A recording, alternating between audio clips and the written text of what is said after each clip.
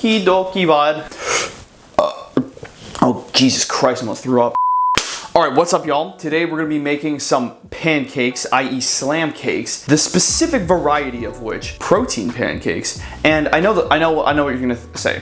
Dude, protein pancakes, they're kind of shit. They're kind of dry as the Sahara Desert. They ain't moist. They ain't, like, they're just not good. But let me tell you guys, we are going to be making some protein pancakes that are guaranteed moister than an oyster, and the secret ingredient of which is fucking sweet potato, baby. Sweet potato is the goated vehicle for some bangin' protein pancakes. So without further ado, let's get into this shit. All right, so step one in preparing our protein pancakes, we're going to dock the surface of the sweet potato. Now, if you ever made a pie, docking is essentially poking a bunch of holes into something so there's like ventilation that can occur. So what we're gonna do is stabbo mode. You can use like a fork or knife. I prefer a fork because you get lots of tiny holes that allow the steam to kind of like escape out of the potato. And yeah, I don't know. I just like poking it with a fork. I'm kind of a psychopath. We're gonna give the potato a quick rinse, and then we're going to wrap it in some paper towel. Cook the fuck out of this thing in the microwave. A potato this big, which for reference, just under 1 pound. Put it in there and just let it go. Ooh, yeah. That's nice and exactly. Ooh, fuck. Ooh. Okay, so this guy perfectly cooked. As you can see, we're gonna be able to slice, come on now, right through that shit. Very soft on the inside. So I've deduced that the formula is about 1 minute in the microwave per ounce of potato. I think that is an easy rule to go by. So grab the flesh and the bowl. Now we're gonna get rid of this skin. Big pinch of salt, teaspoon of vanilla, a little cinnamon, 2 to 3 tablespoons of milk, and we're gonna mash the potatoes. Oh, wait, hold up. Make a good noise.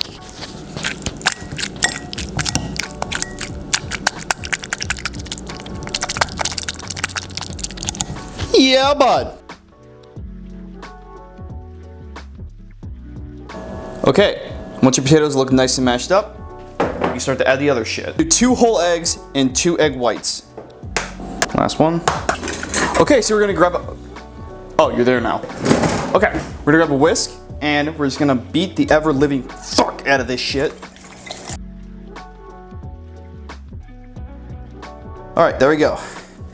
Whoo, Jesus Christ. Okay, so you want this to be very liquidy, all nice and homogenized, and you wanna make sure that it's all very well incorporated, because with the sweet potato, if you don't incorporate it enough or beat it up enough, you're gonna get like strands or like fibers of the potato in your pancake, and that's just not really pleasing. You want this all to be nice, one consistency. So whisk the fuck out of it and get it to this nice like sweet potato egg puree, and it's gonna be good shit. 1 scoop protein cacao powder, 1 tablespoon. Next, we're going to add about a teaspoon or roughly like 4 to 5 grams of some baking powder. 1 to 2 heaping tablespoons of some all-purpose flour. You can totally sub out for like an almond flour, coconut flour, or oat flour, but I find all-purpose to just give you kind of the most, like, I don't know, ubiquitous results, if you will, and there's nothing wrong with plain white flour anyways. So 1 heaping tablespoon, and that concludes our dry ingredients. So now here is a very important tip. Okay, are you listening? God damn it, you better be fucking listening. Look at this. I'm not using a whisk to beat the shit out of this anymore, because with pancakes, you want to fold in your dry ingredients, okay? The reason being, this is very similar to a cookie dough. If you guys are into baking and that sort of thing, you want to incorporate it just to the point where everything seems lightly mixed together, but you don't want to overly mix it, because that's going to create lots of gluten, a lot of structure, and an overall drier, tighter crumb that's just going to be, at least for pancakes, a really shitty end result. As you can see, this is our final batter. I'm gonna go work out right now, and I'm gonna have this as my post-workout meal. So what I'm gonna do is, I'm gonna wrap it in a little bit of plastic, fridge. I'll see y'all in about 2 or 3 hours. Oh yeah, bud. What's good? Just got back from my lift. We got fucking... Ooh.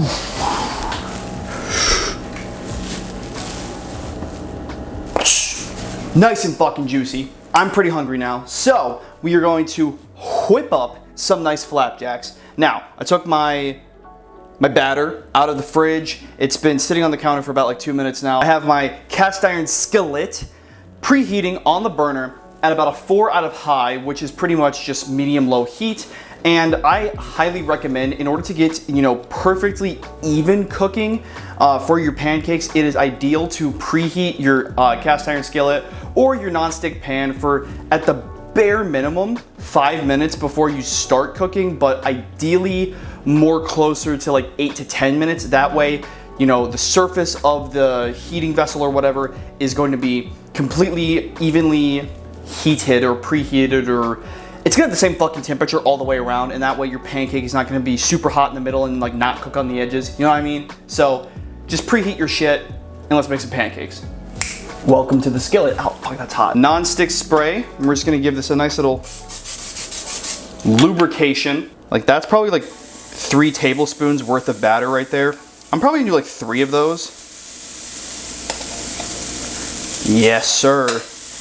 And then, you know, spread it from the middle out to the edges like you're kind of making a pizza pie. The chalky chips. Boop, boop, boop. So I like to give these guys a little tucky tuck into the batter. That way when I flip it over, the chocolate will not scorch on the bottom of my cast iron and literally get just shit all over the place, and it's annoying. If you look really closely, there's some of these little Michael Bublés starting to pop up on the surface. When those come up and pop, that means that it is time to flip.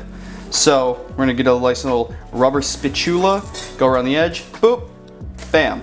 That's a fucking pancake right there, I swear to God. So as you can see on the edges right here, it's still glistening a little bit. That means that there's still raw batter. What I like to do is I like to wait until all of my edges are no longer glistening and these bubbles are all perforated. That's when I'll pull it off the heat. Now, some people might say, oh, you might have batter that's in the middle that's raw. It's like, listen here, dog. I like to live life a little bit on the edge, a little bit adventurous, and if there's a tiny bit of raw batter in the middle, that's just extra moisture, my guy. And not to mention too, when it's sitting on the plate separately, like under a hot pancake, it's gonna continue to cook. It's the same principle of meat. It's like you're resting the pancake. So I like to wait just until the outside is fully cooked. And if there's a little bit on the inside that's, you know, little raw dog action, I'm totally down for that, man. No complaints there. Anyway, I'm kind of rambling right now. This pancake's done, so I'm gonna just, you know, take it off. Oh, yes, sir. Last one. Out of here. Whoa, water went everywhere. Let's see if I can get a decent cross section here.